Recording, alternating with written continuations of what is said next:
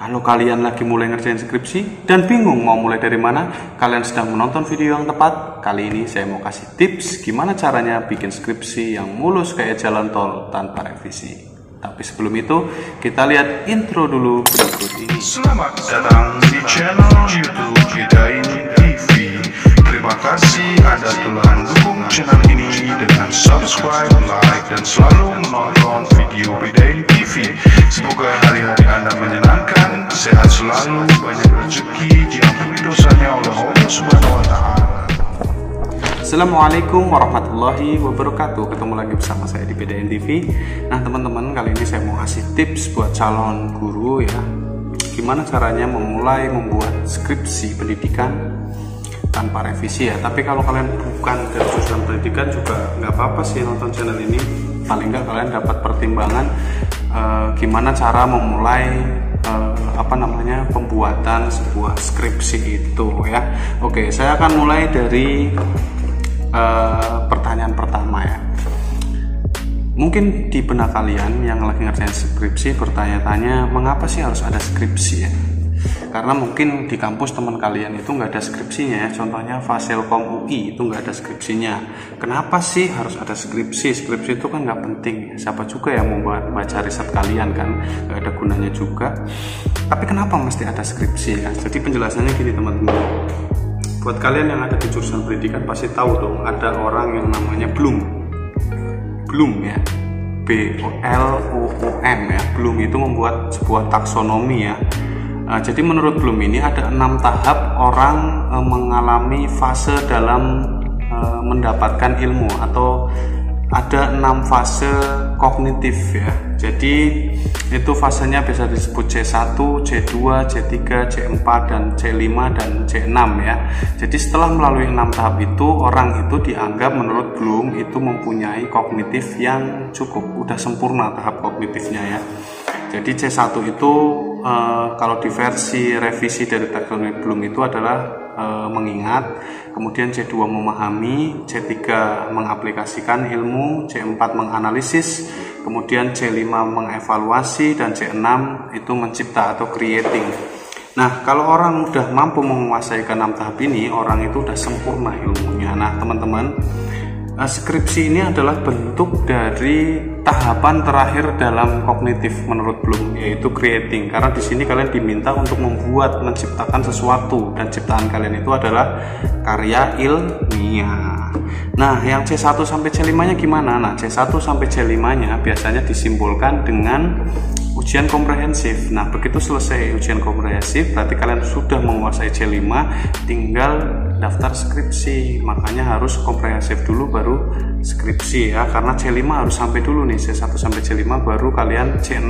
Nah, ketika kalian selesai skripsi, itu adalah simbol di mana kalian sudah melalui tahap terakhir dalam perkembangan kognitif, dan dianggap ilmu kalian itu udah sempurna gitu loh maksudnya. Nah, itu penjelasan ilmiahnya ya, kenapa harus ada skripsi ya. Ini masuk akal kan? Karena saya juga ngira-ngira aja, tapi kayaknya emang bener kayak gini ya. C6 itu skripsi itu adalah simbol dari pencapaian tertinggi kalian dalam kognitif, yaitu creating, kalian menciptakan sesuatu. Walaupun ada kampus yang nggak ada skripsinya, contohnya Fasilkom UI itu, adik saya kuliah di situ ya, nggak ada skripsinya, tapi tetap ada tugas pengganti skripsi yang intinya itu adalah menciptakan sesuatu juga ya. Jadi tetap ada penggantinya yang sebanding dengan skripsi ya. Tapi kalau saran saya, mending kalian kalau ada pilihan kayak di UNY dulu tuh disuruh milih mau skripsi atau tugas akhir pengganti skripsi. Nah, waktu itu saya seluruh mahasiswa memilih skripsi ya, karena ribet pasti pilih yang kedua ini, dan nggak ada contohnya juga, nggak tahu juga bikinnya apaan ya kan, makanya kita pilih skripsi. Dan skripsi itu jauh lebih baik kalau kalian memilih skripsi, karena kalian kalau S2 juga minimal punya pengalaman membuat riset ya. Karena kalau kalian nggak punya pengalaman membuat skripsi, pasti jauh lebih susah membuat tesis. Oke? Itu adalah alasan kenapa harus ada skripsi di kampus-kampus di kampus-kampus ya, di hampir semua jurusan tuh ada skripsi. Oke.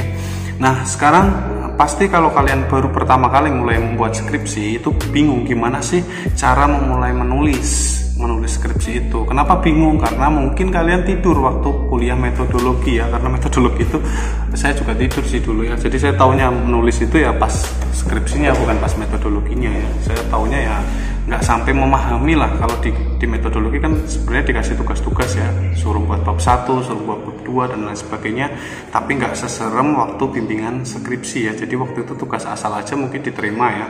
Nggak tahu juga waktu itu taunya kenapa sih temen dapat A, saya dapat B ya. Nggak dijelaskan secara detail karena waktu itu satu dosen menghadapi seluruh mahasiswa itu, jadi nggak begitu memahami lah kalau di metodologi.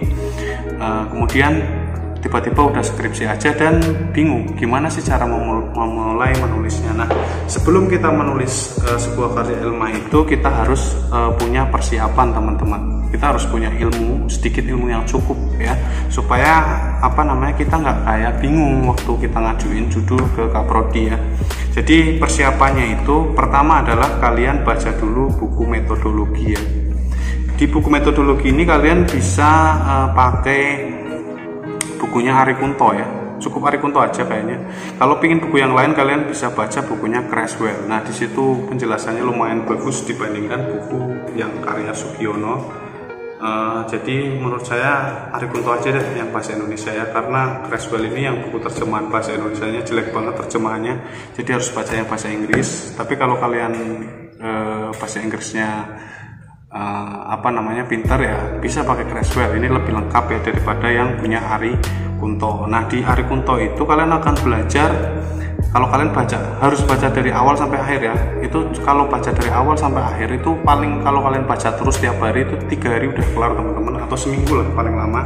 Dan dari situ kalian akan tahu tahapan pembuatan sebuah karya ilmiah ya, terutama di bidang pendidikan ya. Ari Kunto ini punya buku banyak, jadi penelitian ekonomi, penelitian macam-macam ya, kalau disesuaikan dengan jurusan kalian. Kalau pendidikan ya pilih pendidikan, dan di situ ada tahapan jelas gimana cara menyusun sebuah karya ilmiah yang baik dan benar teman-teman. Oke, itu seputar buku Ari Kunto ya. Jadi baca ini nggak butuh waktu lama, cuma 1 minggu ya, daripada kalian bingung mau ngapain mikirin skripsi terus ke perpus lihat-lihat buku kakak kelas ya. Itu tahapan yang salah ya. Jadi mahasiswa S1 kebanyakan apa, kalau pertama kali mulai skripsi dia lihat kakak kelas dulu sebelum baca buku metodologi. Nah, itu salahnya teman-teman. Kalian nggak tahu itu bener apa enggak yang ditulis kakak kelas kalian, karena setiap skripsi itu pasti ada kesalahannya teman-teman. Makanya kalian baca dulu ya, jangan dibalik, kakak kelas dulu baru baca buku. Itu nanti kalau kalian udah terlanjur nulis nanti bingung sendiri di belakang teman-teman. Oke, kemudian setelah selesai membaca buku Ari Kunto, kalian baca buku pedoman penulisan karya ilmiah. Setiap kampus pasti menerbitkan buku ini, dan setiap kampus punya cara tersendiri dalam penyusunannya. Kalian ikutin itu, jangan sampai kalian datang dengan format yang salah ya, karena kalian dapatnya mungkin dari teman kalian yang UGM, sedangkan kalian kuliahnya di UNY ya, jelas beda formatnya dan pasti akan direvisi. Untuk itu kalian harus baca dulu gimana cara mengutipnya, gimana cara fontnya berapa, kertasnya pakai apa ya. Jangan sampai kalian pakai kertas A3 padahal di buku pedoman tuh A4. A3 tuh gede ya kan. Kalau kalian ngajuin pakai kertas gede ini ya pasti akan direvisi teman-teman. Makanya kalian harus baca pedoman dulu. Pedoman ini bisa nyicil ya. Pertama ya dibaca dulu penulisannya ya, habis itu kertas. Kalau masalah sistematika penulisannya bisa kalian baca-baca waktu kalian membutuhkan teman-teman. Biasanya juga ada kampus yang mengatur judul subbab ya, harus sama dengan pedoman ya. Itu kalian ikutin teman-teman, jangan sampai kalian salah gitu loh. Kadang-kadang dosen nggak baca pedoman teman-teman. Jadi kalau kalian punya pegangan pedoman, kalau kalian disalahkan dalam penulisan, kalian bisa membela diri karena kalian sudah membaca pedoman, dan pasti beliau-beliau yang jadi pembimbing akan menyetujui kalau kalian bantah pakai pedoman. Jadi kalian tuh jangan membantah pakai a priori, jangan membantah dosen pembimbing tanpa dasar yang jelas. Jadi kalian harus pakai buku ini, metodologi dan pedoman. Oke. Nah, setelah kalian membaca 2 ini, baru kalian ke perpus, lihat-lihat skripsi kakak kelas ya kan. Ditiru-tiru dikit ya cara nulisnya ya, jangan di copy paste tapi ditiru-tiru. Oh, pertama kakak kelas nulis ini dulu, judulnya kayak begini. Oh, diganti-ganti variabelnya ya, nggak masalah karena kalian masih S1, pasti bingung juga kan kalau harus membuat dari nol. Nah, kalian bisa pakai cara meniru dulu ya, meniru sambil dimodifikasi sedikit. Nah, Setelah kalian lihat file kakak kelas kalian kan pasti membandingkan berbagai banyak skripsi ya. Nah di situ kalian tentuin kalian mau pakai jenis penelitian yang kuantitatif, kualitatif, atau mix yang gabungan antara keduanya itu ya. Jangan di luar ini ya, karena yang umum itu 3 ini. Atau satu lagi R&D. Kalian biasanya kampus tuh ada yang tahun ini nggak boleh R&D, tahun ini nggak boleh pengembangan misalnya, tapi ya itu tergantung kampus kalian sesuaiin dengan apa yang terjadi di kampus kalian ya. Kemudian di tahap ini ketika kalian menentukan jangan mikir susah dulu, misalnya gini, kuanti, wah susah hitung-hitungannya, kalian mikirnya gitu, jangan gitu dulu karena kalian belum baca buku statistik. Dan kuanti sekarang tuh gampang banget karena kalian ada software yang udah canggih teman-teman, gak kayak zaman dulu ternyata orang-orang tua dulu yang pakai hitungan manual yang kemungkinan salahnya tinggi. Jangan takut dulu karena ada pembimbing yang akan membenarkan jika kalian salah. Jadi jangan takut untuk memilih kuanti ya, karena saya saranin kalau kalian baru pertama kali membuat karya ilmiah, saya saranin kalian justru memilih kuanti karena kuanti itu hasilnya dijamin oleh perhitungan statistik. Sedangkan kuali, kalau kalian salah melakukan triangulasi atau triangulasi kalian lemah, tidak didukung dengan teori yang baik, itu akan mudah sekali dibantah waktu ujian, teman-teman. Karena kuali itu latar penelitian aja berpengaruh, sedangkan di kuanti itu bebas-bebas saja. Jadi jauh lebih gampang untuk pertama kali memulai membuat karya ilmiah itu dari kuanti, teman-teman. Dari kuanti, setelah udah kalau kalian lanjut S2 kalian pilih mix. Nah di situ kalian akan belajar kualinya ya kan. Baru setelah itu kalau mau kalian bikin kuali ya terserah kalian. Tapi mulailah dari kuanti dulu. Insya Allah selamat teman-teman. Nah setelah kalian udah tentuin jenis penelitiannya, langkah selanjutnya adalah kalian menentukan judul. Nah di dalam menentukan judul ini kalian hati-hati teman-teman, jangan asal masukin variabel niru kakak kelas kemudian disatu-satuin variabelnya tanpa memikirkan dulu. Karena apa? Karena tidak semua variabel itu bisa kita compare teman-teman. Jadi ada yang jodoh, ada yang enggak gitu loh. Jadi kalian di sini menentukan variabel independennya, variabel bebasnya apa, kemudian variabel dependennya apa. Contoh kalau dunia pendidikan, misalnya X-nya itu saya pilih motivasi belajar, kemudian Y-nya itu adalah hasil belajar. Nah, itu kan nyambung teman-teman, bisa dibuat judul ya. Kalian bisa tambahin di depannya pengaruh motivasi belajar terhadap hasil belajar gitu loh. Itu bisa dijawab teman-teman, jangan sampai memilih judul yang nggak bisa dijawab. Nah tipsnya gimana biar mendapatkan judul yang bisa dijawab? Kalau dunia pendidikan saya bisa kasih tips teman-teman. Jadi karena kalian mau jadi guru, fokus aja ke hasil belajar teman-teman. Hasil belajar itu dibagi menjadi 3, afektif atau sikap, kemudian psikomotorik atau keterampilan, dan kognitif atau pengetahuan. Nah kalian hubungin aja 3 ini, misalnya dari afektif ke kognitif. Contohnya gini, sorry teman-teman, tadi baterainya habis ya, kita sambung lagi ya. Tadi kita udah sampai ke afektif, psikomotorik, dan kognitif ya. Jadi untuk membuat judul yang bisa dijawab itu gampang aja ya. Tips saya cukup menghubungkan 3 ini. Misalnya ya, misalnya disiplin afektif itu kita teliti dengan kita hubungkan, kita jadiin variabel X, kita hubungkan dengan Y-nya itu misalnya kemampuan matematika. Nah dari kemampuan disiplin ke matematika ini kita bisa ukur pengaruhnya teman-teman. Jadi judulnya jadi gini, pengaruh disiplin terhadap kemampuan matematika. Nah itu kan jelas bisa dijawab ya. Disiplinnya kita ukur pakai lembar observasi, bisa pakai angket juga bisa. Kemudian kemampuan matematikanya kita pakai tes. Kemudian 2 itu kita uji regresi atau uji korelasi. Itu gampang banget dijawab ya. Jangan sampai membuat judul yang tidak bisa dijawab. Nah nanti saya kasih contoh di video keduanya, part 2 nya mungkin judul-judul dalam pendidikan yang tidak bisa dijawab karena variabel itu belum tentu bisa kita compare ya teman-teman, bisa kita satukan dalam sebuah judul. Nah itu tipsnya. Kemudian bisa juga kalian mengukur efektivitas model pembelajaran tertentu ya. Caranya gimana kalau mau judul efektivitas? Kalian bikin kriteria ya, efektif itu dalam penelitian kalian tuh kayak apa. Misalnya kalau pakai model ini rata-ratanya di atas 70, kemudian mencapai 75% ketuntasan siswanya ya dari KKM. Kemudian kriteria ketiga lebih baik dari kelas kontrol, misalnya kelas eksperimen lebih baik dari kelas kontrol. Kalian bikin kriteria seperti itu. Kemudian ada hipotesis yang nanti akan saya jelaskan juga di video selanjutnya ya. Ini supaya gambaran umum aja untuk kalian memulai sebuah karya ilmiah, skripsi kalian. Oke. Kemudian tips saya dalam penentuan judul ini, selain kalian memperhatikan variabelnya X maupun Y, kalian juga memilih topik yang tepat gitu ya. Judul itu menentukan pembimbing kalian. Jadi kalian misalnya di jurusan kalian, misalnya dosen yang favorit yang gampang lulusnya itu misalnya Pak Rizal gitu ya. Pak Rizal ini sering riset tentang apa? Misalnya dia sering riset tentang rasa ingin tahu ya, kalian judulnya kasih rasa ingin tahu. Nah, nanti waktu judulnya kalian ajuin ke Kaprodi itu akan tahu, oh rasa ingin tahu itu expertnya Pak Rizal tadi, jadi dimasukin ke situ. Itu salah satu upaya aja ya, di luar faktor rezeki kalian dapat pembimbing yang gampang atau susah ya. Jadi pakai trik ini semoga kalian dapat pembimbing yang gampang. Oke.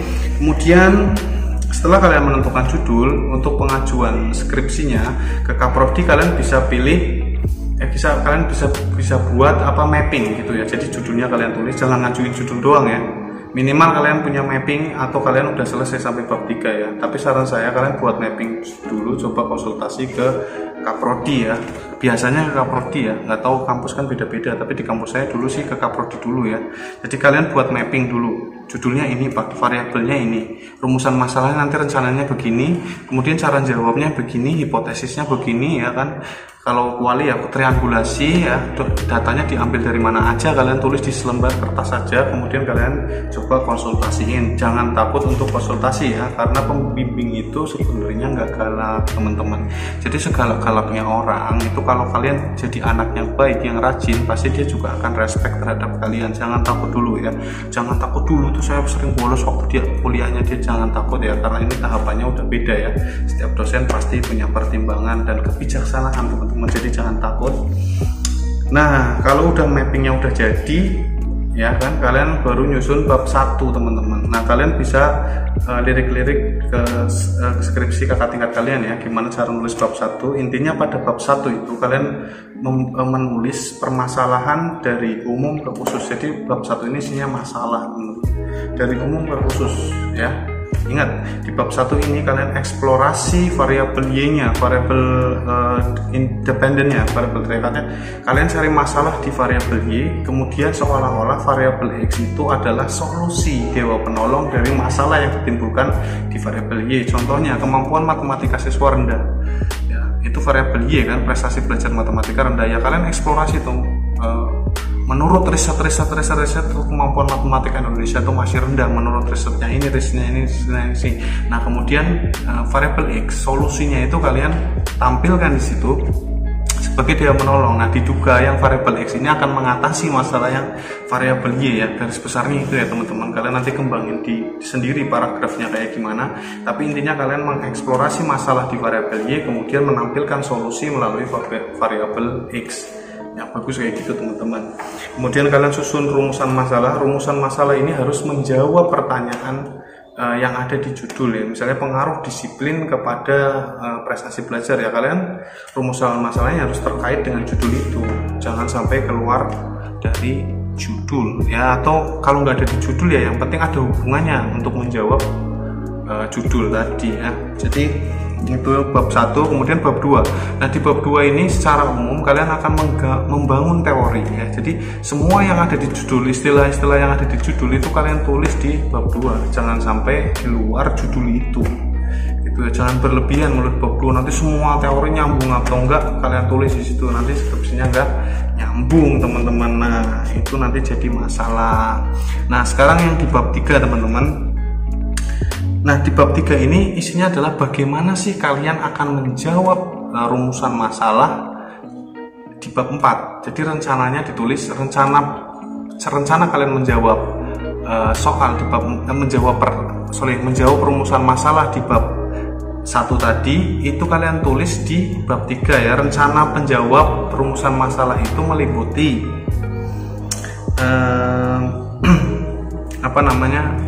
bagaimana cara kamu mendapatkan data, rumus apa yang kamu pakai untuk menjawab, kemudian bagaimana caranya kamu untuk menjawab itu kalian tulis di situ. Biasanya rumus-rumus kalau kuanti, kemudian instrumennya apa aja, variabel X datanya didapatkan dari apa, variabel Y datanya didapatkan dari apa, kemudian pakai rumus apa kalau kuanti, kemudian kalau kuali ya kalian pakai cara apa untuk menyimpulkan, menarik kesimpulan gitu loh.